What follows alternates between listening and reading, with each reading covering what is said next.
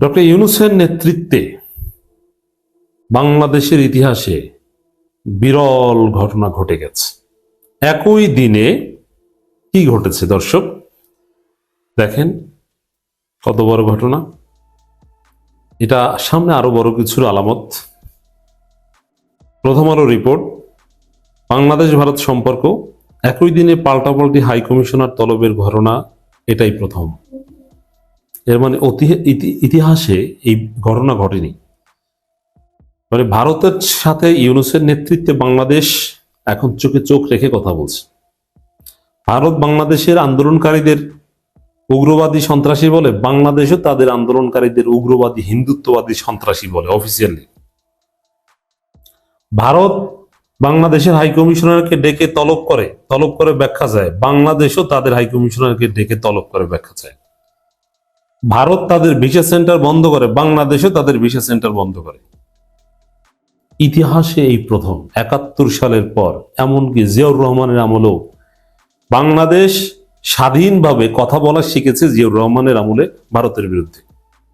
জিয়াউর রহমান ভারতকে শিক্ষা দিতে পাকিস্তানপন্থী বড় বড় সাজাপ্রাপ্ত রাজাকারদের মুক্তি দিয়ে বিএনপি নেতৃত্ব দিয়েছিলেন, প্রধানমন্ত্রী বানিয়েছিলেন, মন্ত্রী বানিয়েছিলেন।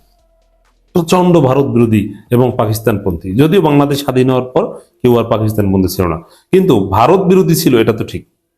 কেন জিয়াউর রহমান একজন মুক্তিযুদ্ধ হয়ে রাজাকারদের মাধ্যমে বিএনপি দল সাজিয়েছেন? কারণ ভারতকে শায়েস্তা করার জন্য, শিক্ষা দেওয়ার জন্য, বার্তা দেওয়ার জন্য। সেই ভারতের সাথে জিয়াউর রহমানের আমলেও এরকম পাল্টাপাল্টি তলব, এরকম চোখে চোখ রেখে সমান গুরুত্ব নিয়ে কথা বলা, প্রয়োজনে কূটনৈতিক সম্পর্ক সীমিত করার হুমকি দেয়া, এটা বাংলাদেশে কখনো ঘটেনি, ৫৪ বছরে কখনো ঘটেনি। দিস ইজ ফার্স্ট টাইম ঘটছে। একই দিনে পাল্টাপাল্টি হাইকমিশনার তলবের ঘটনা এই প্রথম। এবং ভাষার ব্যবহার এবং সরাসরি বাংলাদেশ বলছে যে এটা সরকারের ইচ্ছা ছাড়া বাংলাদেশের হাইকমিশনারকে ঘিরে যে তাণ্ডব হিন্দুত্ববাদী সন্ত্রাসীদের, এটা ঘটতে পারে না। এবং ভারতের ব্যাখ্যাকে সরাসরি ছুঁড়ে ফেলে দিয়ে বলছে এই ব্যাখ্যা গ্রহণ করছি না, এটা মিথ্যা কথা। This is first time. ইউনূসের বাংলাদেশে আমরা অনেক ব্যর্থতা দেখি, কিন্তু তার মধ্যেও যে বাংলাদেশ যে স্বাধীন দেশ হিসাবে কোমর সোজা করে দাঁড়াতে পেরেছে, এটাও দেখা দরকার। হ্যাঁ, প্রয়োজনে কূটনৈতিক সম্পর্ক ছিন্ন করার ঘোষণাও আসতে পারে, সময় শেষ হয়ে যায়নি। ডক্টর খলিলুর রহমান যদি স্বরাষ্ট্র উপদেষ্টা আসলে হতে পারেন, দেখবেন অ্যাকশন কত প্রকার ও কি কি।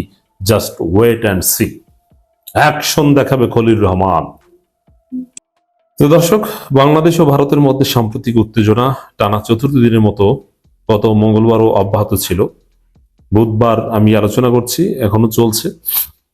এবং অনেক বিদেশি রাষ্ট্র তারা বলছে যে আপনারা পরিস্থিতি শান্ত করেন। এই যে ভারতের সাথে একটা উত্তপ্ত পরিস্থিতি তৈরি করার মতো, এটা বাংলাদেশ কোনো অন্যায্য আচরণ করছে না। বাংলাদেশ জাস্ট মাথা উঁচু করে সার্বভৌম দেশ হিসাবে দাঁড়াচ্ছে। এটা বাংলাদেশ ৫৪ বছর কখনো পারেনি। এই যে উত্তপ্ত পরিস্থিতি হয় কি, দুর্বল এবং সফলের সাথে উত্তপ্ত পরিস্থিতি হয়, সমানে সমান, শেয়ানে উত্তপ্ত পরিস্থিতি হয়, বাঘে বাঘে লড়াই হয়। তো ভারত বাঘ হলে বাংলাদেশও বাঘ, ভারত সিংহ হলো বাংলাদেশও সিংহ। যে এতদিন আমরা মনে করতাম যে ওরা স্বামী আমরা স্ত্রী, এটা সরাসরি হাসিনা সরকারের ঘোষণা। আর এখন ওরা স্বামী হলে আমরাও স্বামী, আমরা কারো সাবঅর্ডিনেট নয়। এটা ইউনূস সরকার আমলে এই স্বাধীন বাংলাদেশের একটা চিত্র ফুটে উঠেছে। এরপরে যাই হোক না কেন, অ্যাটলিস্ট এই পর্যায়ে ইউনূস সরকার আমলে আসতে পেরেছে। ৫৪ বছরে এতটুকু সার্বভৌমত্ব চর্চা আমরা করতে পারিনি, বা সবসময় ভারতের সাবঅর্ডিনেট ছিলাম। দিনের শুরুতে ঢাকায় ভারতের হাইকমিশনার প্রণয় বর্মাকে পররাষ্ট্র মন্ত্রণালয়ে তলব করা হয়। এর জের ধরে বিকেলে দিল্লিতে ভারতের পররাষ্ট্র মন্ত্রণালয় তলব করে বাংলাদেশ হাইকমিশনার এম রিয়াজ হামিদুল্লাহকে। এই রিয়াজ হামিদুল্লাহকে হত্যা করার হুমকি দিচ্ছে এ বিশ্ব হিন্দু পরিষদের নেতারা। আর সেই দলের বাংলাদেশ চ্যাপ্টারের নেতাকে নমিনেশন দিচ্ছে বিএনপি। তাহলে বিএনপিকে আমরা চিনে রাখছি। ভোটের রাজনীতির হিসাব দেওয়া হবে, জবাব দেওয়া হবে। গত 10 দিনে এ নিয়ে দুবার করে পরস্পরের কূটনীতিকদের তলব করে, এই 10 দিনে দুবার করে এভাবে এই এত ঘটেনি কখনো। যে রোমান আমলও ঘটেনি। আর হাসিনার আমলে তো প্রশ্নই আসে না যে ভারত যা করছে ওইটি ঠিক আছে, তারা বলছে শুনে বর্ডারে যতই মেরে ফেলুক কিচ্ছু না, ফেলানিকে হত্যা করলেও ওটা জিজ্ঞেস করার কিছু নেই। নানা ইস্যুতে প্রতিবাদ আর উদ্বেগ জানালো। গত 16 মাসে দুই দেশের সম্পর্কে টানাপোড়েনের মধ্য দিয়ে গিয়েছে, তবে একই দিনে দুই দেশের দূতকে পাল্টাপাল্টি তলবের ঘটনা দুই দেশের সম্পর্কে ইতিহাসে এটাই প্রথম। দিল্লি, কলকাতা ও মুম্বাই বাংলাদেশের মিশন অভিমুখে বিক্ষোভ, আটক, বিক্ষোভ করেছে এবং ওই বিক্ষোভ থেকে দুই একজনকে ভারত সরকার আটকও করেছে। তারপরও বাংলাদেশ সরকার বলছে যে আপনাদের নির্লিপ্ততা আছে, আপনাদের আইন শৃঙ্খলা রক্ষাকারী বাহিনী অসহায়ের মতো দাঁড়িয়ে থাকে, সে ভূমিকা নেয় না, আপনাদের সমর্থন ছাড়া এই ধরনের আমরা তো ঘটার কথা না, এসব সুরক্ষিত ডিপ্লোম্যাটিক জোনে তো এই সন্ত্রাসীরা যেতে পারার কথা না, এইভাবে কথা বলছে। বিক্ষোভের আয়োজক বিএসপি সহ বিভিন্ন হিন্দুত্ববাদী সংগঠন, কিন্তু দুঃখজনক বিষয় বিএসপি মানে বিশ্ব হিন্দু পরিষদ, এই বিশ্ব হিন্দু পরিষদের বাংলাদেশ চ্যাপ্টারের মহাসচিবকে বিএনপি নমিনেশন দিয়েছে। বিএনপি মহাসচিব মির্জা ফখরুল ইসলাম আলমগীরের কাছে এই বিষয়ে ব্যাখ্যা চেয়েছে সাংবাদিকরা, তারা বলছে যে পরে ব্যাখ্যা দেওয়া হবে, বিশ্লেষণ দেওয়া হবে, দলের বিশ্লেষণ। হিসাব মিলছে, এর মানে সরাসরি বলেছে যে আমাদের কিছু প্রার্থীকে নমিনেশন দাও। এ কারণে সাবেক আওয়ামী লীগ নেতা বিশ্ব হিন্দু পরিষদের বাংলাদেশ চ্যাপ্টার মহাসচিব, যারা সরাসরি বাংলাদেশ হাই কমিশনে হামলা করে, সন্ত্রাসী কার্যক্রম চালায় ভারতে, যাদেরকে ভারত সরকারও লোক দেখানো হলেও গ্রেপ্তার করে, তাদেরকে বিএনপি নমিনেশন দেয়। হিসাব মিলছে, বিএনপি যে ভারতের দালাল কোন সন্দেহ সংশয় আছে? কোন দুঃখে এই সাবেক আওয়ামী লীগ নেতা বিশ্ব হিন্দু পরিষদের মধ্যে একটা উগ্র হিন্দুত্ববাদী জঙ্গি সংগঠন নেতাকে বিএনপি নমিনেশন দেবে? তাহলে বিএনপি জঙ্গিদের নমিনেশন দেয়। কোন মাপের জঙ্গি? যে জঙ্গিকে ইউনূস সরকার এসে গ্রেপ্তার করেছিল, সেই জঙ্গি মুক্তি পাওয়ার পর বিএনপি নমিনেশন পায়। বিএনপি কি ক্লিয়ার? এইভাবে ইউনূস সরকার যাদেরকে গ্রেপ্তার করেছে তাদেরকে বিএনপি আইনজীবীরা দ্রুত জামিন করিয়ে দিয়েছে, তারপর ওসমান হাদিকে গুলি করে হত্যা করেছে। ভারতের দিল্লি, কলকাতা, মুম্বাই বাংলাদেশ মিশন অভিমুখে হিন্দুত্ববাদী সংগঠন বিশ্ব হিন্দু পরিষদ একাধিক উগ্রপন্থী সংগঠন মিছিল সমাবেশ করেছে। এখন প্রথম আলো উগ্রপন্থী সংগঠন বলছে, বুঝতে পারছেন যে প্রথম আলো ভারতের দালাল। 3টে স্থানে পুলিশ তাদের, প্রথম আলো কিন্তু জাস্ট বিক্ষোভকারী বলতে পারতো না, কিন্তু উগ্রপন্থী বলছে। 3টে স্থানে পুলিশ তাদের বাংলাদেশ মিশনে যাওয়ার পথে আটকালে বিক্ষোভকারীর সংঘাতে জড়ান। এমন পরিস্থিতি প্রেক্ষাপটে মুম্বাইতে বাংলাদেশে উপ হাই কমিশন ভিসা সেন্টার বন্ধ ঘোষণা দিয়েছে। এর মানে ভারত বার্তা দিচ্ছে বাংলাদেশের সাথে ঝামেলা জড়ানোর, আর বাংলাদেশ এই বার্তার জবাব দিচ্ছে। তবে বাংলাদেশ কোনো আইন লঙ্ঘন করছে না, ভারত আন্তর্জাতিক আইন লঙ্ঘন করছে। কূটনীতিকদের ইমিউনিটিস এবং নিরাপত্তার যে বিধান রয়েছে এটা ভারত লঙ্ঘন করছে, আগে যেটা করতো না। বাংলাদেশ সরকার এখন ওইটা মেনে চলছে। তো বাংলাদেশ ন্যায্যভাবে ভারতের সাথে আবার খেলছে, খেলা হবে। Yunus is the great. ইউনূসের নেতৃত্বে বাংলাদেশ মাথা উঁচু করে দাঁড়াবে। ইউনূস সরকার দেখিয়ে দিবে যে তারা কি।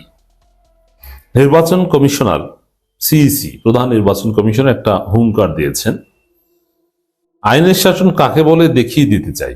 হ্যাঁ, শুধু সিইসি না, টোটাল ইউনূস সরকার দেখিয়ে দিবে যে তারা কি, এবং এটা পুরো জাতি টের পাবে। বিশেষ করে এই যে উপদেষ্টা পরিষদের রদবদলের পর আপনারা মজা বুঝবেন। এখন স্বাভাবিক, দেখেন এই সরকার ভালো কিছু করলে এটা বিএনপির জন্য ক্ষতিকর। যেমন জামাত 3 জানুয়ারি মহাসমাবেশ করবে, তাদের একটা দাবি হচ্ছে অবৈধ অস্ত্র উদ্ধার করতে হবে। এখন অবৈধ অস্ত্র কাদের কাছে? বিএনপির কাছে। অবৈধ অস্ত্র উদ্ধার করলে বেকায়দায় পড়বে কারা? বিএনপি।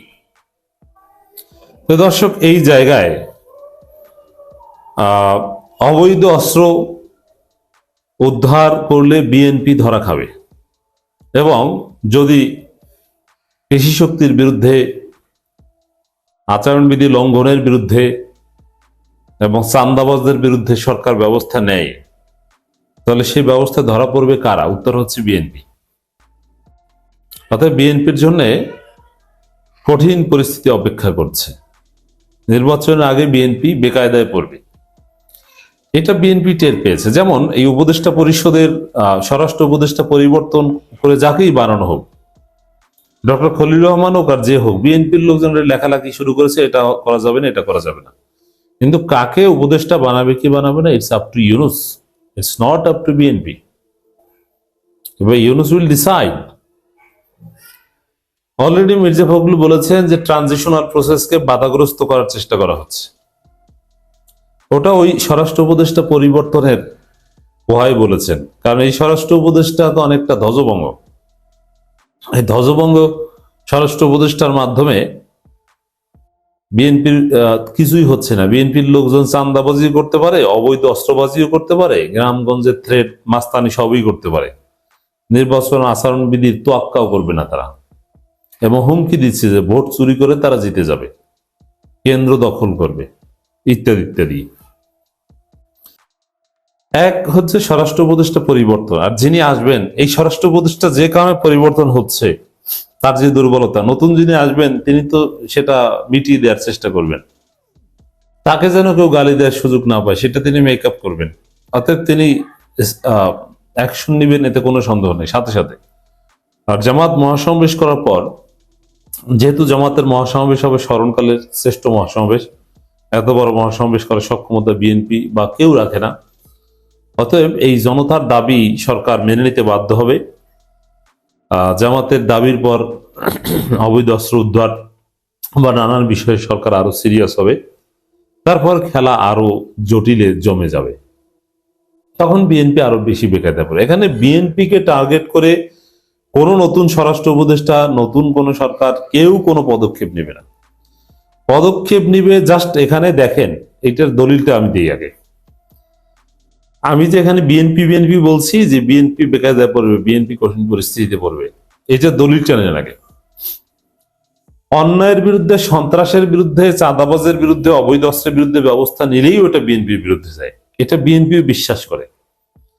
যেমন শরীফ ওসমান হাদি গুলিবিদ্ধ হওয়ার পর ডাকসু ভিপি সাদিক কায়েম ফেসবুক পোস্ট দিয়েছেন যে চাঁদাবাজদের খবর আছে, গ্যাংস্টারদের খবর আছে। এখানে কোন দলের নাম বলে নাই, তিনি বলছেন চাঁদাবাজ আর গ্যাংস্টার। পুরো বিএনপি সাদিক কায়েমের উপর ঝাঁপিয়ে পড়েছে যে বিএনপি কে কেন দায়ী করলো। আরে ভাই, এখানে বিএনপির নাম বলেছে চাঁদাবাজ আর গ্যাংস্টারদের কথা।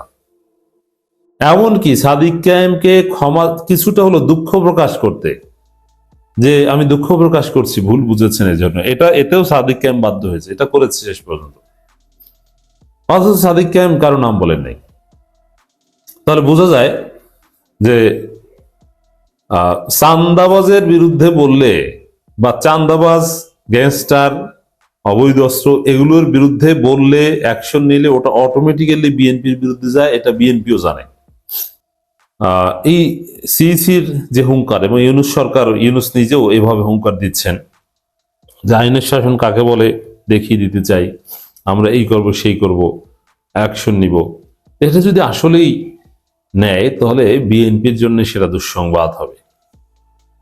প্রধান নির্বাচন commissioner CEC AMM Nasir Uddin বলেছেন, ত্রয়োদশ জাতীয় সংসদ নির্বাচনে মাঠ প্রশাসনের কর্মকর্তাদের সাহসী পদক্ষেপ নেওয়া অপরিহার্য। তিনি বলেন, আইনের শাসন কাকে বলে আমরা তা দেখিয়ে দিতে চাই।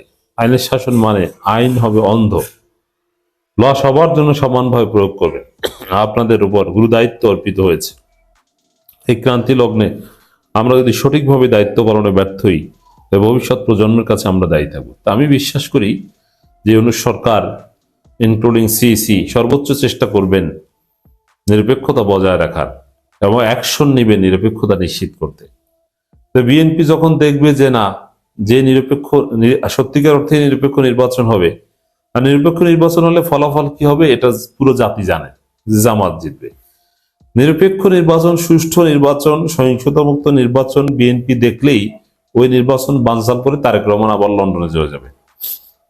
আর এই জন্য খালেদা জিয়াকে ব্যবহার করে বলবে যে আম্মা অসুস্থ, এখন লন্ডন নেওয়া লাগবে, তারপরে তার এয়ার অ্যাম্বুলেন্সে উঠে চলে যাবে, আর আসবে না। আর বলবে যে এখন নির্বাচন সম্ভব না, এই অবস্থায় আমরা যাই, আপনারা যা করেন করেন। এখন বিএনপিকে ছাড়া নির্বাচন করা কঠিন হয়ে যাবে। এটা হচ্ছে বানচাল করার, আর বিএনপি নির্বাচন বানচাল করা বিএনপির জন্য খুব ইজি। তবে সরকারের হাতে আরেকটা মেকানিজম আছে, জাতীয় পার্টি। জাতীয় পার্টিকে একদম নিষিদ্ধ করেনি বা কোনো রকম রেখে দিয়েছে এ কারণে, কারণ জাতীয় পার্টি নির্বাচন করা মানে আওয়ামী লীগ নির্বাচন করা।